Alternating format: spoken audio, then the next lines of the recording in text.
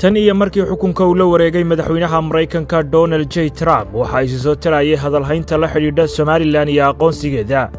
Mareykanku waxa uu arkaa Somaliland inay tahay goob istaraatiiji ah oo ku habboon danaha siyaasadda arrimaha dibadda ee Washington.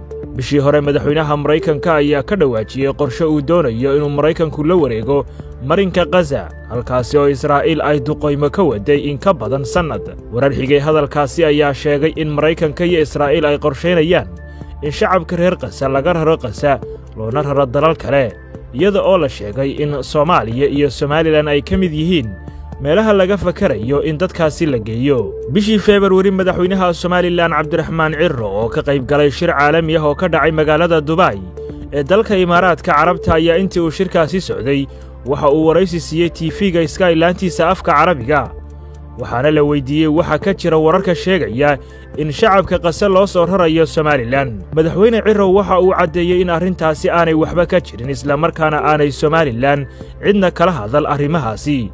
waxa kale oo xusay in Somaliland ay taageersan tahay shacabka Falastiin. dhinaca kale wakaaladda wararka Associated Press ee AP oo soo xiganaysay xubno ka tirsan xukuumadda Trump ayaa sheegay in Mareykanka iyo Israa'iil ay wada hadallo la bilaabeen dalalka Suudaan, Soomaaliya iyo Somaliland si ay u aqbalaan in shacabka Gaza loo soo raro dhulkooda. Somaliland dhankeeda waxa ay si cad u sheegtay in aanay cidna kala hadal arrimahaasi. hadalhaynta ugu badan ee arrintani ka dhalatay ayaa timid kadib markii wasiirka arrimaha dibadda ee Somaliland Cabdiraxmaan Aadan Bakaal uu waraysi siiyey warbaahinta Kan oo laga leeyahay Israa'iil. wasiirka ayaa waxa uu sheegay in Somaliland ay u furan tahay inay cid kasta kala xaajooto arrimaha danaha labada dhinac, balse aanay doonaynin in laga hadlo arrimo aan weli laga wada xaajoon. wasiirka ayaa hadalkiisa ku daray, dhammaan dalalka danaynaya in ay arrimo nagala hadlaan waa in ay marka hore nala sameeyaan xidhiidh wada shaqayneed, ayna xafiisyo diblomaasiyadeed ka furtaan Somaliland.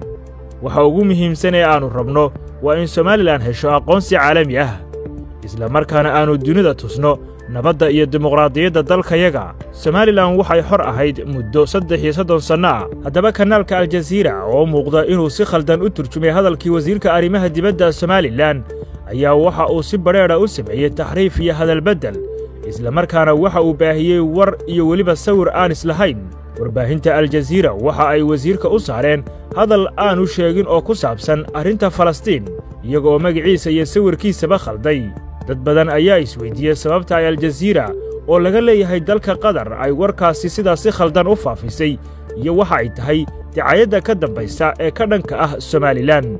wararka la xidhiidha arrimaha Falastiin iyo Somaliland iyo weliba aqoonsiga Mareykanka iyo Somaliland ayaa noqday kuwa saacadihii ugu dambeeyey si weyn loogu faafinayay baraha bulshada, iyada oo dadka Soomaaliduna siyaabo kala duwan ay uga faaloonayeen arrimahani. balse hadalladani iyo weliba doodahani ayaa noqday kuwo qoloba ay dhinac ka istaagto, iyadoo cid kastaba sida la quman ay ku soo faafreemaysay baraheeda bulshada ee kala duwan.